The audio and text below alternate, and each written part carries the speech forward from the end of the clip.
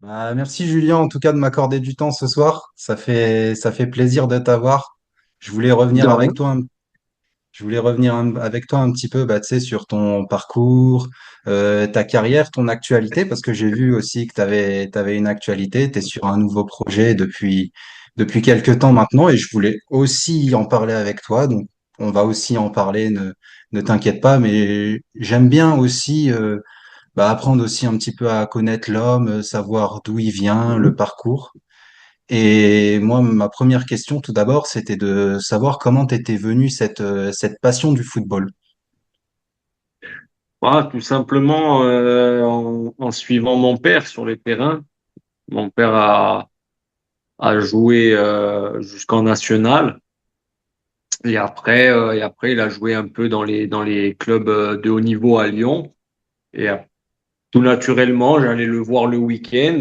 Et après, quand Pascal Olmé a signé à Lyon, comme ils étaient copains avec mon père, et ben très rapidement, j'ai été baigné dans ce sport très rapidement en tant que passionné, mais avec une vision très professionnelle de la chose. D'accord, d'accord. Bah oui, bah c'est vrai que on le voit, enfin on le ressent. Moi, quand je t'entends parler, par exemple sur ta chaîne et même à l'époque sur Free Ligue 1, on sentait, enfin moi je voyais un passionné en toi, sincèrement. Et puis même dans ta manière de jouer, c'est vrai que t'as eu un peu cette réputation malheureusement qui t'a suivi de joueur un petit peu rugueux. Il y Mhm. a des gens comme ça. Moi, j'aime bien, par exemple, les gens comme ça. J'aime bien les gens qui se battent, qui en veulent, qui des moments même voilà, n'hésitent pas à aller au charbon pour l'équipe. Toi, tu es un peu ce genre de joueur-là. Est-ce que tu dirais que par moments, ça t'a joué des tours dans ta carrière ou pas Ah bah oui. spécialement? Si, surtout ma dernière année au Gazélec, je payais le fait d'être Julian Palmieri parce que la moitié de mes cartons, je les méritais pas. Après, j'étais petit. J'ai toujours été très petit par rapport aux autres. Donc, je savais qu'il fallait que je me fasse respecter très rapidement. Mais après, dans ma carrière professionnelle, c'est vrai qu'on m'a très vite rangé dans la case des joueurs méchants, alors C'est vrai. que pas du tout, parce qu'en fait, moi, à la base, je suis numéro 10 à la toute base. Et j'adore, et techniquement, je suis très à l'aise. Mais bon, sans prétention, je suis vraiment très à l'aise.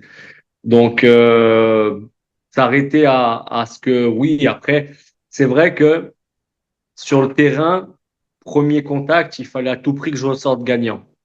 Parce que c'était psychologiquement, je me sentais obligé pour marquer mon territoire quand tu es défenseur. Il faut qu'ils comprennent que ben voilà, sur 5 mètres carrés, il n'y a rien pour lui à ton vis-à-vis. Donc par moment, voilà. Par exemple, Pitroipa, une anecdote comme ça, Pitroipa, Fred Hans me dit juste sur le coup d'envoi, il faut qu'il comprenne que aujourd'hui il n'y a rien pour lui. Et c'était à Rennes. Et coup d'envoi, 13 secondes de jeu, je pars les deux pieds décollés du sol et je lui mets un tacle qui mérite rouge 20 fois, quoi. Et là, l'arbitre, il vient et il me dit 13 secondes, qu'est-ce qu'on fait? Je lui dis, bon, ah, voilà, c'est dans le jeu, c'est pas méchant et tout. Je prends un jaune au bout de 13 secondes. Et derrière, Pitoripa, qui était très, très, très en forme, ben, on l'a pas vu. Donc, c'est vrai que bon, j'ai cette réputation de joueur méchant, mais j'étais aussi un joueur qui aimait jouer au ballon et qui était assez poussé vers l'offensive aussi. Ouais, c'est vrai. Bah, c'est vrai en plus ce que tu dis parce que moi je me souviens de toi comme un latéral qui hésitait pas à monter, à centrer, à apporter le surnombre. Et ouais, c'est vrai qu'en plus tu avais une belle patte gauche. Souvent tu distribuais des caviars. Bah, on va en revenir de toute façon un peu plus longuement Mhm. dans l'interview. Mais moi je voulais savoir aussi également.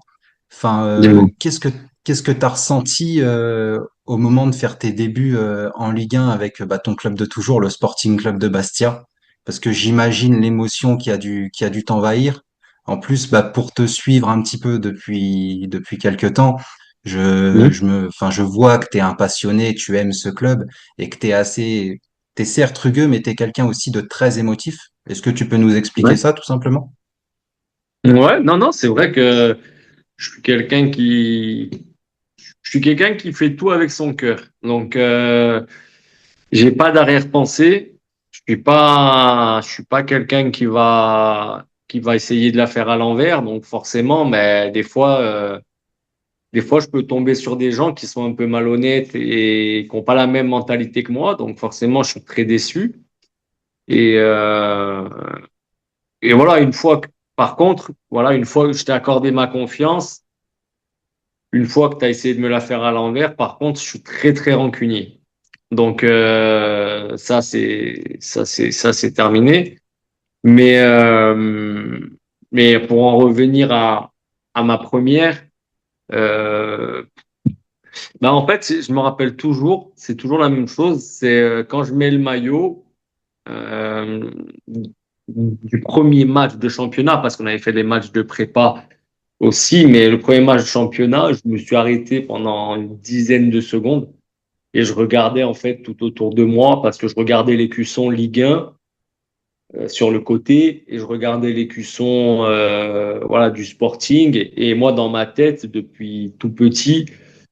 J'en parlais hier avec mon fils et je lui disais, moi, depuis l'âge de 10 ans, je savais que j'allais être professionnel de football et je savais que ça allait passer par Bastia.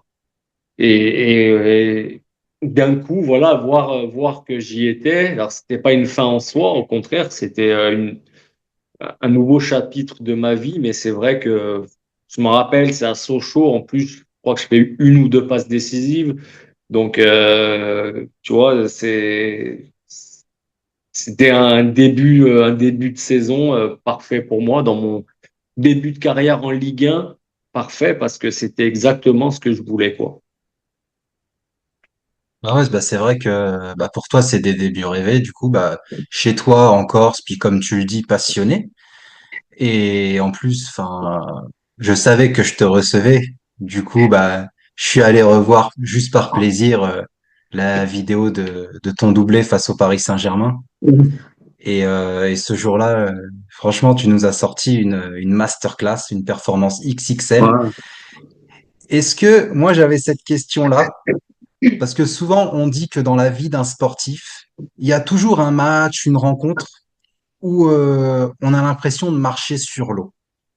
Mhm. Est-ce que toi, vraiment, dans cette rencontre, dans ce match-là face au Paris Saint-Germain, tu t'es senti intouchable, genre avant ou plus pendant ou vraiment après? Est-ce que c'est vraiment le match où tu te dis, ouais, ce soir, il peut rien m'arriver, je suis en feu et on va le gagner? Est-ce que tu t'es vraiment dit ça? Alors franchement, je, parce que c'est vrai que alors, il y a les deux buts, c'est vrai, ils sont beaux, ils sont tout ce qu'on veut. Exceptionnel. Mais en plus de ça, j'avais été très très bon pendant le match.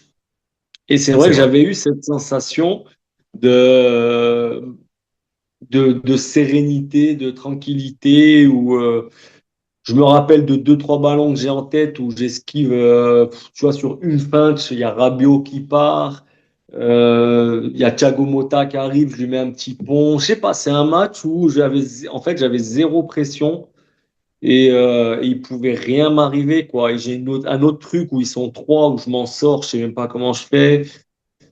Euh, ouais, ce match-là, c'est vrai qu'il est un peu spécial parce qu'en plus de ça, je mets les deux buts. Mais c'est vrai que je me sentais. Je me suis, plein de fois, je me suis dit, putain, si j'avais été comme ça toute ma carrière, j'aurais explosé, quoi. Et après, j'ai un regret. Je sais très bien que si j'avais continué à jouer à mon poste, qui était soit milieu gauche offensif, soit milieu droit offensif, j'aurais eu une toto de carrière, c'est évident. Mais ouais, ce match-là, il fait partie des plus beaux. Ouais. Il fait partie des plus beaux où je me sentais vraiment au-dessus des autres. Donc, tu vois, ouais, puis on parle pas de Roquefort-la-Bédoule, quoi. On parle du PSG. Et j'avais cette sensation où ouais, Il pouvait rien t'arriver. il pouvait rien m'arriver, ouais, tu vois. Et même, bon là, c'était pas, c'était Vanderville, mais Henri, il me disait à chaque fois, putain, à chaque fois que je joue contre toi, je suis en galère. Tu vois, il me dit normalement, je suis facile, je m'inquiète pas et tout. Et il me dit, et toi, je sais pas pourquoi, toujours du mal avec toi. Et moi, j'avais aussi des joueurs comme ça, hein, tu vois, un joueur où j'y arrivais pas, tu vois, bah, moi, c'était Mariano de Bordeaux.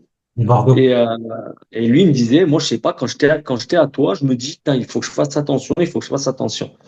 Et c'est valorisant, quoi. Mais de souvenirs comme ça, je sais que j'ai eu d'autres matchs où je me suis senti intouchable, mais je me rappelle plus des matchs. Mais je sais qu'il y a des matchs où je me suis dit, sur mon premier ballon, je savais que Ouais, il tu le allait rien sentais. m'arriver, quoi. Ouais. Un peu comme avec comme tu racontais plus tôt le contact avec Pi 3 pas, tu sentais quand ça tournait Ouais. pour toi ou quand le gars en face allait passer une mauvaise soirée ou que toi, à l'inverse, t'allais vraiment passer une bonne soirée. Ouais. Ouais, c'est ça. Il y a des moments où, il y a un autre moment, c'est contre Caen, avec Bastia. Caen, ouais. Caen avec Bastia, où je suis avec Wabi, ou Flo Thauvin, et avec Flo Thauvin. Et je sais que, je sais pas pourquoi, sur le coup d'envoi, il y a Gilbert, je crois que c'est Gilbert qui s'appelle, Gilbert et je sais plus qui en face, et je me dis que on va les manger tout court, quoi. Et en effet, on avait été exceptionnel. Pareil contre Toulouse, à Toulouse. Là, c'était avec Flo Thauvin, Oui, la première année. Et d'ailleurs, c'est là où Lille était venu à la base pour voir Flo Thauvin. Donc, et c'est eux qui me l'ont dit après. Et en rentrant, ils se sont dit, il faut qu'on fasse le côté gauche de Bastia. Et donc, ils font Flo Thauvin. Et moi, Hans refuse que je parte la première année. Et, et j'ai pas pu. Parce que normalement, au bout d'un an à Bastia, je dois signer à Lille après. Et avec Flo. ouais, Et sauf que Flo, après, dans l'été, il est parti à Marseille. Mais oui. voilà, au départ, il devait regarder Flo Thauvin. Et au final, ils sont partis en disant, ben, on va faire et Thauvin et Palmieri. Mais il y a des matchs où tu sens que tu vas survoler les débats. Comme il y a des matchs où sur tes deux premiers ballons, tu te dis, ça pue. Donc, il va falloir prendre le moins de risques possible, jouer le plus simple possible. Et des fois, ça suffit pas et tu sais que le match, il va être très compliqué. Donc, bon, c'est comme ça, faut faire avec. Ouais, c'est vrai, ouais, c'est vrai. Ben, en plus, d'ailleurs, cette année-là, vous faites une belle saison parce que bah, vous battez le PSG à domicile et vous faites un super parcours en Coupe de la Ligue. Donc, j'ai noté des victoires contre Auxerre, contre Rennes et vous éliminez Monaco au tir au but à Louis II avant Ouais. d'affronter le PSG au Stade de France. Ouais. Ouais. Toi, maintenant, avec du recul, qu'est-ce que tu retiens de ce parcours? Est-ce qu'aujourd'hui, tu en es fier ou est-ce que tu te dis, ah, l'année où on bat le PSG en championnat, est-ce que, enfin, on se dit pas, il y avait peut-être possibilité d'aller chercher ce trophée? Toi, comment tu l'as ressenti à titre personnel? Alors, alors, quand on bat le PSG, il faut savoir qu'on est 19e, je crois. On est 19e, ils sont premiers ou derniers, je sais plus. Et enfin, nous, je sais plus si on est 19e ou dernier, on gagne plus. Et c'est le premier match de Ghislain Printemps. Et eux, bon, le PSG, c'était déjà une machine, quoi. Mais on n'avait plus gagné depuis 7 ou 8 matchs. Et c'est le premier match de la reprise des matchs retour. Et, euh, et donc, on gagne ce match 4-2. Et derrière, on perd plus de la saison. On fait 15 matchs sans défaite. Et dont cette finale de Coupe de la Ligue où au bout de 19 minutes, Bastien nous exclut Toto Schilacci. Je m'en Et souviens, ouais. bon, au bout de 19 minutes, on savait très bien que c'était mort. Déjà à 11 contre 11, on allait galérer, mais à 10 contre 11, c'était C'est mission impossible. Et là, encore une fois, même Serge Aurier, que je connaissais absolument pas en dehors des terrains, hein, mais on avait sympathisé sur le terrain à chaque fois, on s'aimait bien. Et même là, quand il nous met le carton, il me regarde et il dit, les gars, là, je crois que c'est mort, quoi. Et là, on savait que c'était cuit, c'était fini. Mais cette année-là, on n'est pas loin de l'Europe à la fin de la saison. On est 10e et on est je crois, alors déjà en janvier, on est 19 ou 20e, je ne me rappelle plus. Mais on finit à 6 ou 7 points de l'Europe.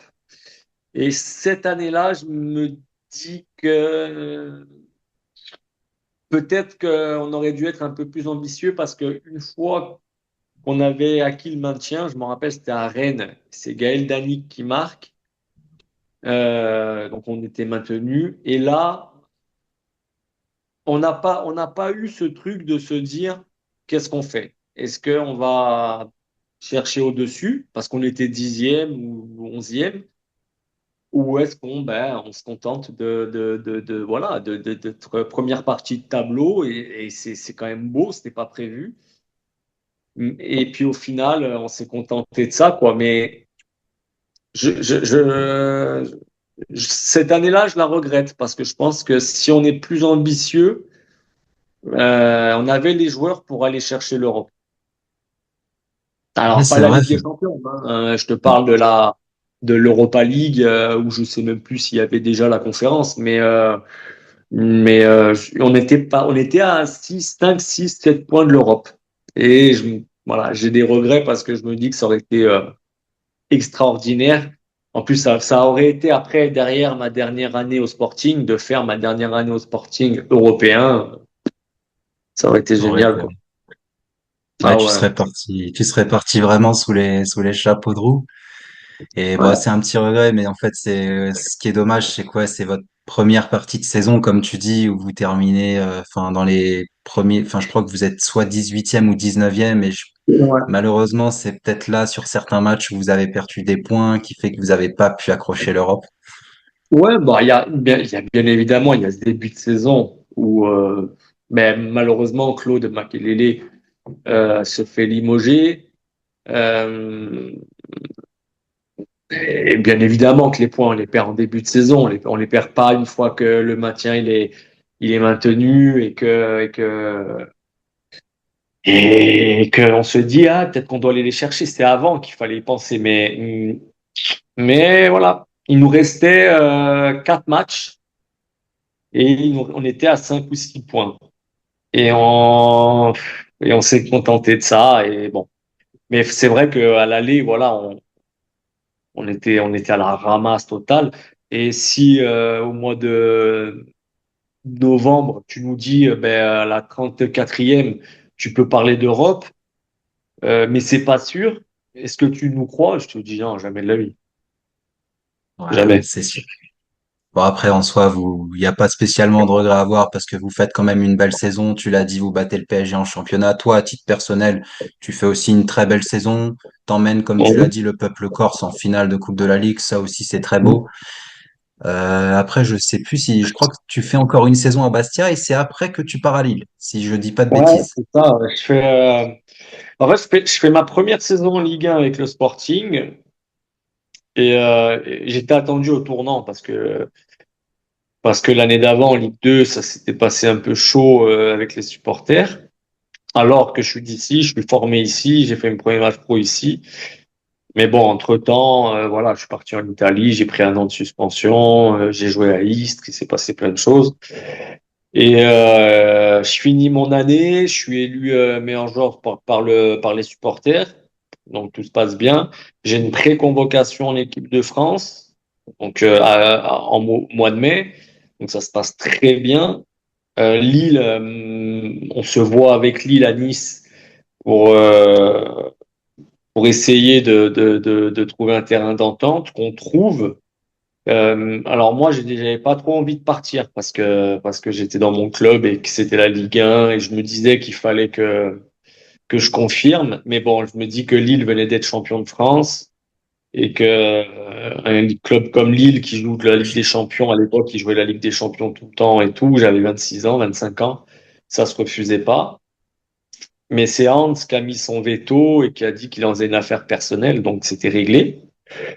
Il y a un très très très gros club anglais euh, qui était en train de vraiment de grandir à l'époque, qui était déjà costaud, mais qui est aujourd'hui énorme, euh, qui m'avait Contacté. appelé pour essayer de rentrer en contact avec moi. Et là, par exemple, j'avais dit non, j'avais refusé d'entrer.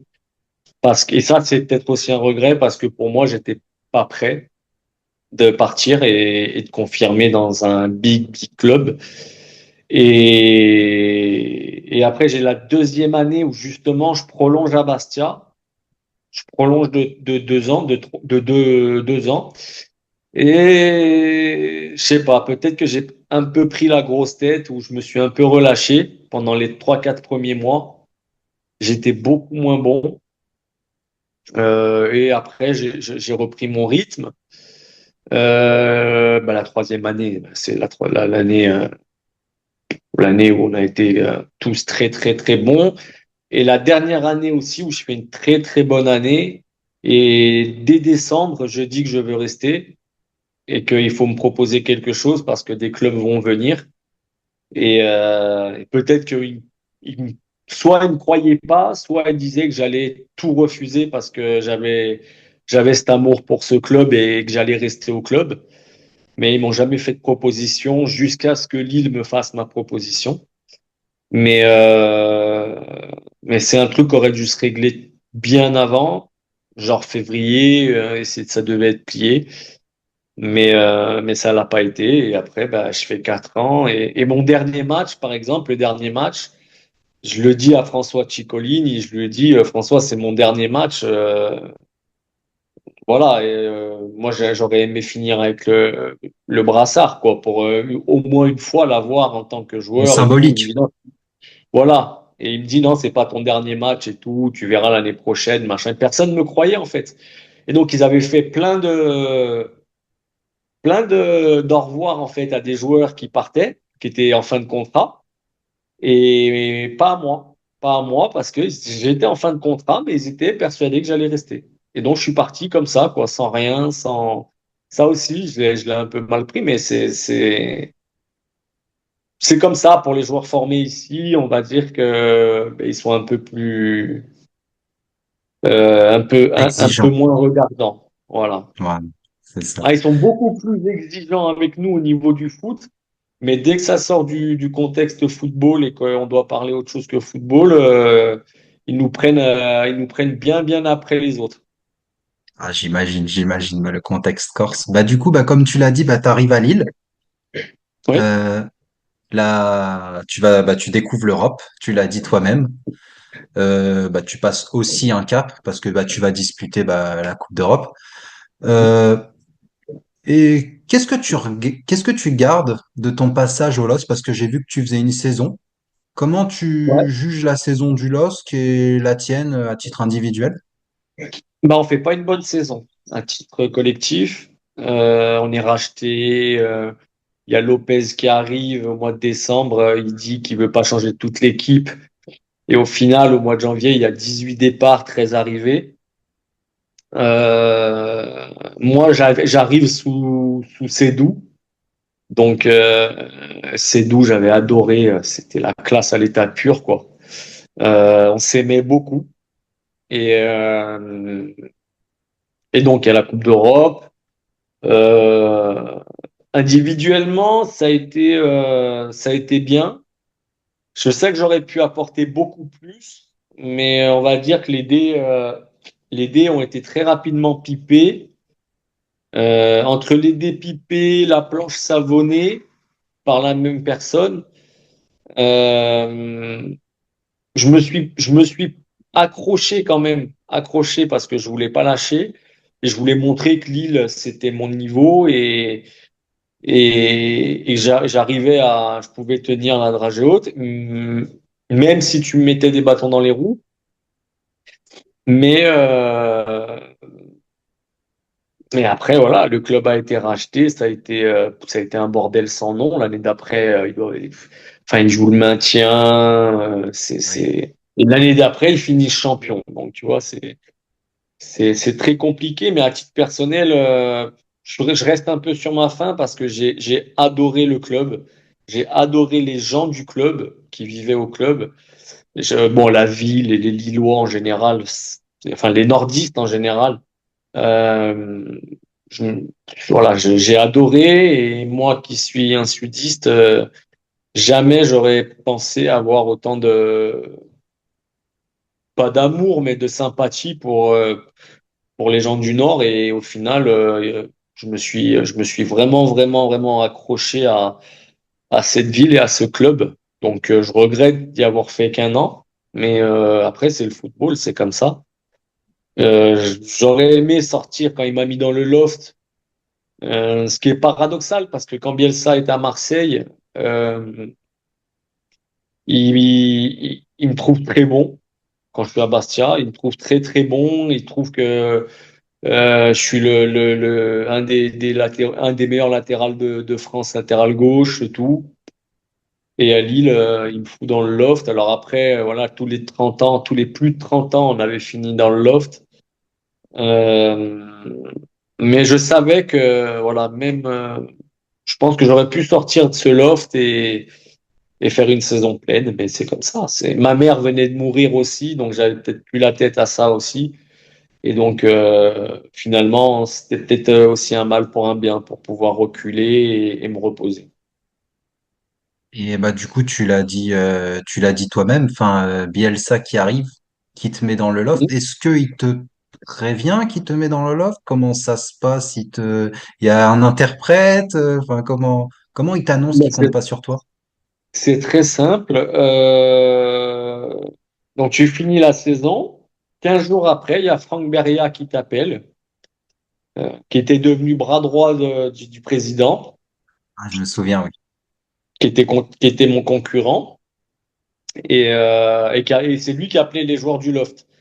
Donc c'est lui qui a appelé Rio Mavuba, tu vois, pour te dire un peu et Vincent Enyama et Marco Baccia, hein, les mecs, ils étaient champions de France, et c'est Franck Beria qui appelait pour dire ouais ben tu vas être dans le loft. Donc à la base c'était fin juin la reprise, et donc il nous a appelé 15 jours avant pour nous dire que nous en fait c'était le 15 juillet et qu'on n'avait plus de place de parking, plus de numéros, plus de vestiaire. Ah oui. Et que ben, on allait se mettre dans un truc qui s'appelle le loft et qu'on s'entraînait plus avec eux. Donc, Ah oui. voilà, donc d'où les dépipés, la planche savonnée, quoi, tu vois. Donc bon, c'est pas. euh, j'ai su très récemment que tout le monde le savait en fait dans le milieu du foot que qu'il allait, enfin qu'il faisait ça, qu'après les entraînements, il allait dans les bureaux pour enfin, moi, je le voyais, je savais ce qu'il faisait. C'est-à-dire qu'il s'entraînait avec nous et après, il allait avec les dirigeants euh, faire ce qu'il allait, voilà, ce qu'il devait faire. Je sais pas ce qu'il faisait, mais en fait, j'ai su dernièrement que dans le milieu, tout le monde savait que ce qu'il faisait, bah, d'une, c'était pas correct. Mais je suis pas surpris du gars et de Oui, deux, en effet. voilà, il s'est avéré que c'était le bras droit après du président, quoi. Ah oui, oui, en effet, oui, c'est vrai que ça crée ambiance, mais même toi, à titre personnel, est-ce que moi je vais prendre l'exemple, je sais pas si tu te souviens d'un Rod Fanny à l'époque, qui Ouais, est à ouais. Marseille sous C'est Bielsa, ce que je voulais qui est faire. place, qui est placé dans le loft et Ouais, qui, au bout de quelques, je sais plus, quelques semaines ou peut-être un mois ou deux, il arrive à ouais, retourner Bielsa. Est-ce que toi, t'y as pensé ouais. ou Ouais, pas ouais, je me suis spécialement? dit que, si, si, je me suis dit que j'en étais capable. Euh, et je le voulais, en plus. J'étais vraiment motivé pour. Mais derrière, il y avait Campos et Luis Campos. Et Campos, il nous faisait clairement comprendre qu'il y avait rien, il y avait, voilà, rien à manger, rien à boire et que, il fallait partir vite, quoi. Donc, bon, c'était compliqué, mais bon. On était aussi des privilégiés, il y avait pire que nous. Enfin, je veux dire, dans notre malheur, voilà, on gagnait assez d'argent aussi pour ne pas faire les pleureuses. Et puis il y avait une bonne ambiance dans le loft. On savait plus ou moins tous qu'on allait retrouver des clubs. Alors bon, moi, c'était assez spécial parce que je refuse de Caen, qui était en Ligue 1 aussi, hein. Mais voilà, parce que voilà, je me séparais, ma mère venait de mourir, donc je leur avais demandé du temps parce qu'il fallait que je prenne du temps pour moi. Euh, alors au début, ils me disent oui, mais après, en fait, j'ai appris plus tard que mon agent leur avait dit d'accélérer le truc pour que vite que je revienne pour la commission. Agent qui était aussi mon meilleur ami et parrain de mon fils, tu vois. Ouais. Euh, enfin bon, c'est le milieu du football et donc ça m'a dégoûté. Donc quand ils m'ont dit ouais ben Juliane, il faut que tu viennes telle date, sinon ça va pas se faire. Ben c'est ça, c'est des choses que moi j'arrive pas en fait. Je suis hyper, c'est avec les ultimatums j'ai du mal quoi. Donc j'ai dit ben moi il y a pas personne me dit ce que je dois faire quoi. Donc c'est même pas la peine, vous pouvez chercher ailleurs. Alors que j'étais parti là-bas, on s'était mis d'accord. Tous les jours à l'entraînement, il y avait mon pactage et tout. Rémi Vercoutre, il me disait, on t'attendait tous les matins, on se demandait quand c'est que tu allais arriver et tout. Mais voilà, ça s'est jamais fait. Donc voilà, c'était fait comme ça. J'ai voulu arrêter parce que j'avais du mal avec le décès de ma mère. Pour moi, c'était fini. Et j'avais dit que la seule personne qui pourrait me refaire reprendre le foot, c'était Fred Hans. Mais je le savais au chômage. Donc je m'étais dit, bon, voilà. Et 4 ou 5 mois après, il signe à Metz. Donc Oui. il signe à Metz le mardi matin. Le mardi midi, il m'appelle et le mercredi matin, je suis à Metz. Donc qui était Metz, qui était au mois de novembre, qui avait 3 points, quoi. Donc c'était un bourbier pas possible, mais je savais que voilà, moi j'y allais pour Fredney et qu'on était capable de tout quoi avec Fredney, avec Fredance, pardon. Attends. Fredney, c'est une autre personne. C'est humainement, c'est autre chose. Et non, Fredance et je savais qu'avec Fredance tout était possible. Donc j'y suis allé de bon cœur, mais voilà, on n'a pas pu le faire et on est descendu. Parce que bah, tu l'as dit toi-même, enfin, Fred Hans, c'est quelqu'un qui a beaucoup compté pour toi et ta carrière. Comment tu décrirais votre relation en un mot? Est-ce que tu le verrais plus comme un deuxième papa? Est-ce que comme vraiment Ouais, l'entraîneur ouais, qui ouais. t'a... Non, je le vois, je dis, c'est mon père. Dans le football, c'est mon père spirituel. Ouais. Moi, je me suis jamais caché parce que c'est celui qui me connaît le mieux. C'est celui qui arrivait à mieux, c'est celui qui arrivait à me comprendre le mieux, à me sentir le mieux, à me prendre le mieux. Et parce que j'étais pas un joueur quand même facile à. J'avais un caractère quoi. Il Et savait te par exemple, manager. ouais, et à Metz, ça a dépassé le cadre du football, quoi, parce que à Metz, je reviens exprès pour lui, il sait que je viens de perdre ma maman, donc Ouais. euh, voilà, on avait des discussions autres que le football. Voilà, il y a moins d'un mois, on a parlé pendant plus d'1 heure encore au téléphone, encore au jeu. Voilà, Fred, il m'appelle demain et il me dit, ouais, je vais entraîner à Tombouctou et il me faut un adjoint. Ben, demain, voilà, je prends l'avion et je vais à Tombouctou, quoi. C'est comme ça. Ouais. Ça s'explique pas. C'est une relation très bizarre parce que faut savoir qu'au départ, je l'aimais pas, quoi. Quand je le connaissais pas. Et parce que tu entendais plein de choses sur lui, tu vois, au début, tu sais. Plein de causeries bizarres, plein de trucs machin et tout. Tu te disais, ah, ben lui, il veut faire du cinéma. Et après, en fait, humainement, il s'est avéré que c'est quelqu'un d'extraordinaire. Et donc après, voilà, il s'est passé ce qui s'est passé. Et comme je t'ai dit, si demain il m'appelle et que je dois faire quelque chose que je ferai pour personne d'autre, à part ma famille ou mon meilleur ami, Bien je le sûr. ferai. Voilà. Bien sûr. Mais c'est vrai que c'était une belle rencontre pour toi, Fred Hans. Et, Ouais. euh, et je voulais aussi, bah, j'ai vu qu'après, bah, tu terminais ta carrière au Gazélec. Donc, Ouais, c'était vraiment une façon pour toi de boucler la boucle et de revenir à la maison, comme on dit, ouais, c'est ça. revenir dans ta C'était. course natale. Alors de base, je dois signer à Valenciennes avec Réginald Ray, qui était le coach, qui est mon ami, qui est encore mon ami d'aujourd'hui. Je pars pour New York, je crois, dans l'aéroport. Et là, il y a mon agent qui m'appelle et qui me dit, je t'ai proposé au gaz. Et ils ont rigolé parce qu'ils ont dit, ouais, c'est bon, voilà, c'est pas possible. Et qu'est-ce que t'en penses? J'ai dit, écoute, s'ils arrivent à s'aligner sur Valenciennes, il n'y a pas de souci, je vais au gaz. Comme ça, au moins, ma femme, parce que ma femme, elle faisait 15 jours chez moi, enfin 15 jours. 15 jours à Metz, 15 jours, bah là, ça aurait été à Valenciennes. Donc, elle aurait fait Ouais. 15 jours à Valenciennes, 15 jours à Bastia. C'était compliqué. Euh, et donc, euh, et donc, en plus, le gaz, ça me rappelait. Alors, autant la CA, voilà, j'aurais pas pu. Franchement, j'aurais pas pu.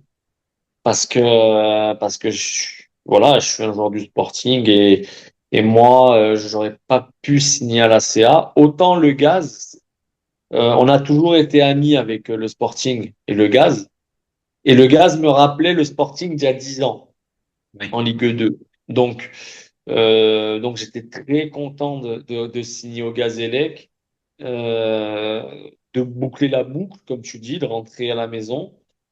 Et au final, je suis sorti de l'avion, j'ai appelé Reg, enfin j'ai appelé Réginald Ray, et je lui ai dit, Reg, voilà, je vais rentrer à la maison, comme ça Audrey, enfin comme ça ma femme on est à la maison. Alors Bastia, Ajaccio, c'est pas non plus collé, hein, on est à 2 heures, mais au moins on est sur l'île et puis voilà, et puis au moins je vais jouer pour une cause parce que quand tu joues pour un club corse, tu joues pour plus que du football Pour et, une île. et j'avais besoin de ça pour rester quoi. Et j'ai fait ma dernière année au gaz qui s'est pas passé comme prévu du tout, mais j'ai pas de regrets, vraiment pas. Mais tant mieux, bah, on est content que pour toi que t'aies pu terminer ta carrière chez toi.